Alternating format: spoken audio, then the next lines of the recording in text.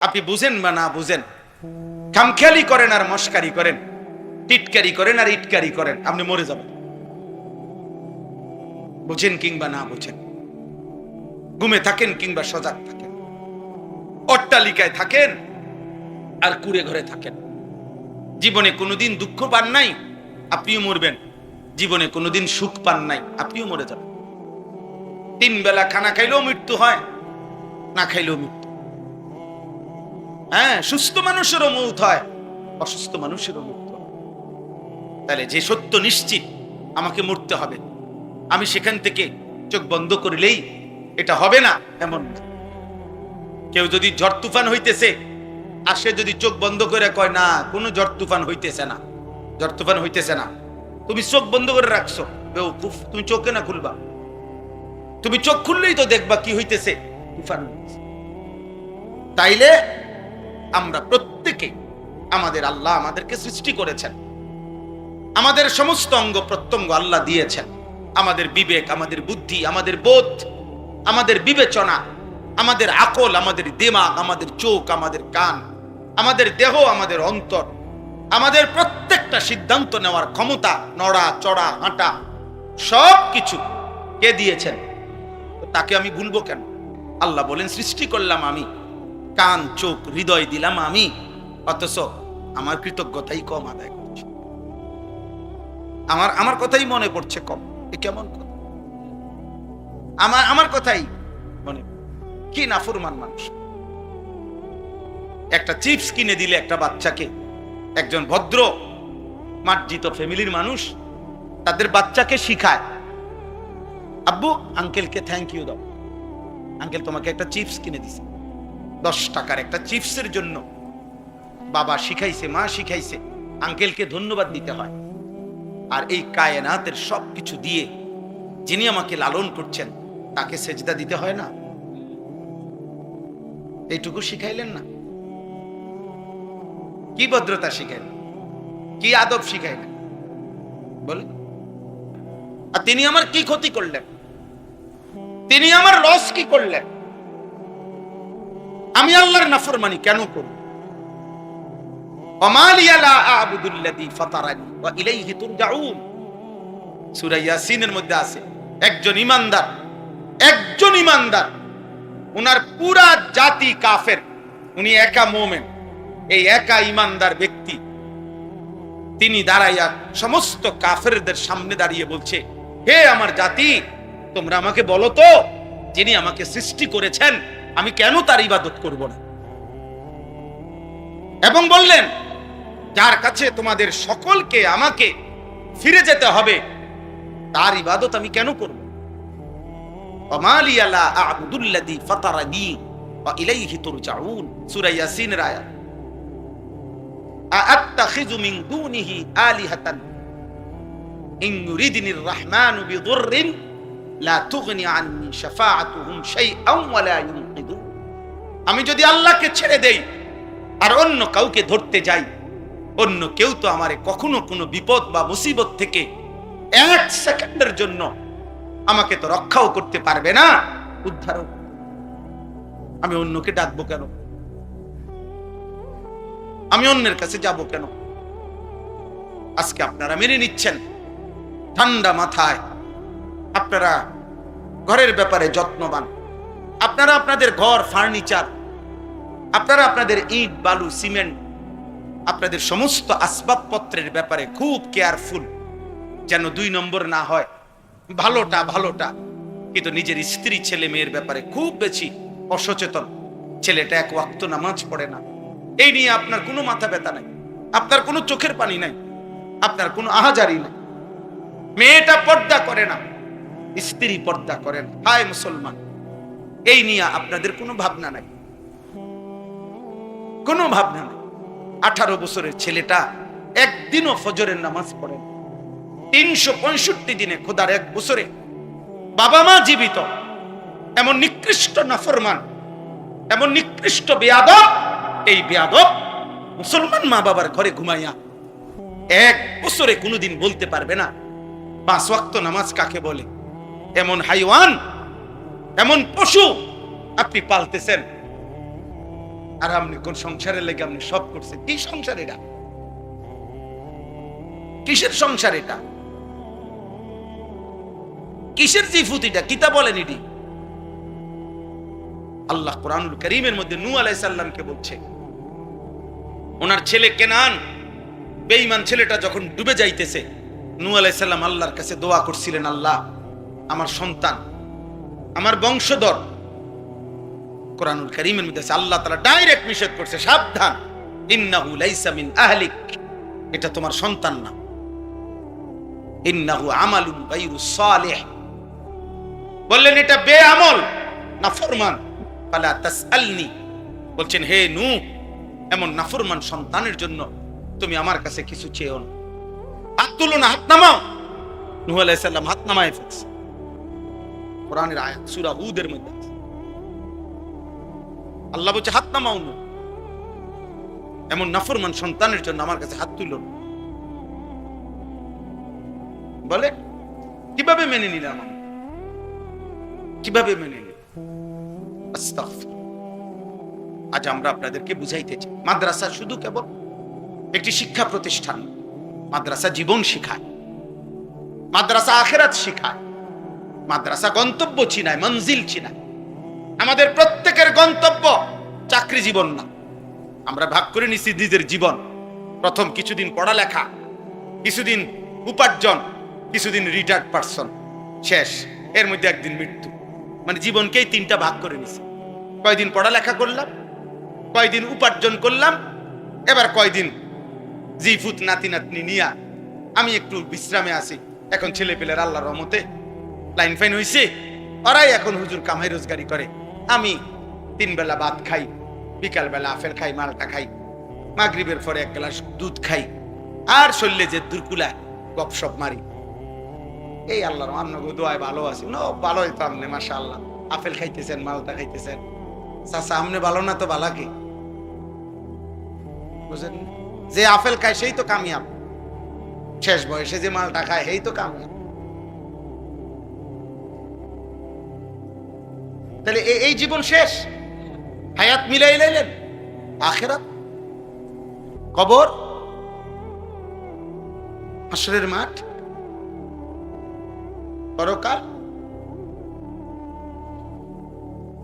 আল্লাহ আমাদেরকে বুঝ দান করে। ভাবতে শেখেন, ভাবতে শেখেন, খামখেয়ালি করেন, খামখেয়ালি করেন। আল্লাহ বলছে পৃথিবী আমি এমনিই দিলাম, তোমারই দিলাম বান্দা, তুমি সবটা পৃথিবী ভোগ করো, যেখানে পারো যাও, কোনো মানা নেই। যেখানেই যাবা আমার রিজিক আছে। দেশে থাকো, কোনো মানা নেই। বিদেশ যাইবা, কোনো মানা নেই। বিদেশ যাওয়া হারাম, কথা বলে না। বিদেশ যাওয়া মাকরু, না না। হুয়াল্লাযী জাআলা লাকুমুল আরদা যালুলা, আল্লাহই গোটা জমিন তোমাদের অধীন করে দিয়েছেন। ফামশু ফি মানাকিবিহা, এই যে সূরাত আছে, আল্লাহ বলে তোমরা আল্লাহর জমিনের যেখানে মন চায় সেখানেই যাও, কোনো সমস্যা নাই। আকুলু মির রিজকি, আল্লাহ বলে আল্লাহর রিজিক তালাশ করো, বক্ষণ করো, সবখানেই রিজিক পাইবা। আমি সব জায়গায় রাখছি, সব জায়গায়। শুধু বান্দা দেশে থাকো আর বিদেশ থাকো, গ্রামে থাকো আর শহরে থাকো, ব্যবসা করো কিংবা চাকরি করো, আয় করো আর উপার্জন করো, কোনো মানা নাই। ঘর করো, সংসার করো, বাজার করো, ব্যবসা করো, বিল্ডিং করো, ছেলে মেয়ে বউ বাচ্চার সংসার করো, কোনো মানা নাই। শুধু বান্দা মনে রেখো, ওয়া ইলাইহিন নুশুর, আমি আল্লাহর কাছে ফিরতে হবে। এই কথাটুকু শুধু মনে, আমার আর কোনো আপত্তি নেই। তুমি ভাত 3 প্লেট না 10 প্লেট খাইলেও আমি মানা করবো না, খাইবা না, এটা তোমার জন্যই তো দিছি আমি। বুঝেন নাই আমার কথাটা? তোমাকে তো আমি নিষেধ করি নাই, আমি তো বলি নাই তোমাকে বান্দা, বাধা দিচ্ছি না, খাও, ভোগ করো, দুনিয়া তোমার জন্য। কিন্তু তুমি আমার কথা মনে রেখো, আমার কাছে আসতে হবে, আমারে ভুলবা কেন? সারে দুনিয়া তেরে লিয়ে, তু সিরফ মেরে লিয়ে, তামাম দুনিয়া তোমার জন্য, তুমি শুধু আমার জন্য। আমি শুধু তোমার সেজদা চাই, আমি তোমার গোলামি চাই। গোটা পৃথিবী আমি তোমাকে দিলাম, যাও নাও। ওয়াসাখখারা লাকুম মা ফিস সামাওয়াতি ওয়াল আরদ, আল্লাহ তাআলা বলেন আসমান ও জমিনের সব আমি তোমাদের অধীন করে দিয়েছি। আওয়ালাম ইয়ারাউ ইলা তাইরি ফাওকাহুম সাফাতি ওয়া ইয়াকবিদ। আল্লাহ বলে আমার কুদরত দেখবা বান্দা, দেখবা আমি তোমারে দেখাই, তোমার মাথার উপরে যেই পাখিটা উড়ে ওর দিকে দেখো, একটা নজর ওই পাখিটাকে দেখো। এই শূন্য বাতাসে এই পাখিটা একবার ডানা বিস্তার করে উড়ে, আবার এই শূন্য বাতাসেই একবার ডানা বন্ধ করে গুটাইয়া স্থির হয়ে থাকে। সাফাতি ওয়া ইয়াকবিদ। আল্লাহ বলে এটা আমি করি। মা ইউমসিকুহুন্না ইল্লার রহমান। আমি আল্লাহ ছাড়া এই পাখিকে শূন্যে এইভাবে ভাসমান রাখা অন্য কারো পক্ষে সম্ভব না। সুবহান। কে মালিক? আল্লাহ বলেন ওই পরিমাণ একটা পাখির ওজন যদি হয় আধা কেজি, তুমি আধা কেজি ওজনের একটা মাটির ঢিলা উপরে মারো তো দেখো এটা স্থির থাকেনি। তো পাখিটা থাকে কেন? আমি রাখি।